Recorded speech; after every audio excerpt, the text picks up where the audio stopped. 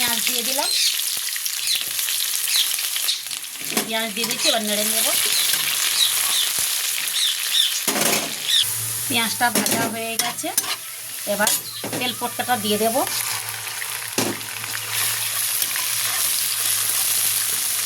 এখানে একটু রসুন বাটা দিয়ে দেবো,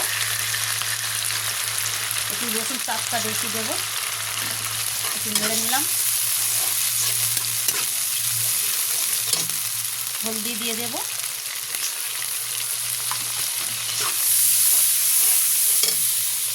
দেখো খুব সুন্দর করে এটা ভেজে করে নিয়েছি, ভেজে নিলাম, তেল উঠে গেছে, দেখো কত সুন্দর। এবার কাঁচা লঙ্কাটা দিয়ে দেব, টমেটোটা দিয়ে দেব। তো বন্ধুরা, তেলপটকাটা কেরম হয়েছে বলবে। আর আমাদের বাড়িতে বানাই না, সেদিনে তোমার দাদাভাই একটা বড় দেখে মাছ নিয়ে এসেছিলো, তো ওর সাথে তেলটা ছিল, ভাবলো যে নিয়ে যাই, দিদিভাই বানাবে, খেতে ভালোবাসে, আমি একটু খেতে ভালোবাসি বন্ধুরা। তো তোমরাও খেতে ভালোবাসো তো কমেন্টে জানাবে, চলে এসো। আজকে আমাদের বাড়িতে রান্না হচ্ছে। নুনটা দিয়ে দেবো, তাহলে টমেটোটা একটু তাড়াতাড়ি গলে যাবে।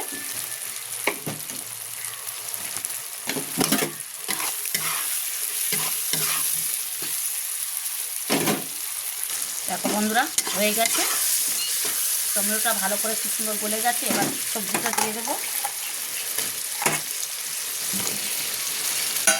আলু আর গাঁটটা যেটা কাটা ছিল দিয়ে দিলাম। একটা পালং শাকটা তুলে দেবো, সব পালং শাকটা দিয়ে দিলাম, একটু নেড়ে নেব।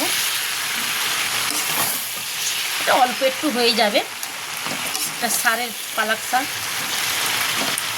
খেতে খুব ভালো লাগে বন্ধুরা, তোমরাও বানিয়ে খেয়ে দেখবে। দেখো বন্ধুরা, কত সুন্দর একটা কালার এসে গেছে। আর দেখো একটু মশলা দিয়ে দেবো,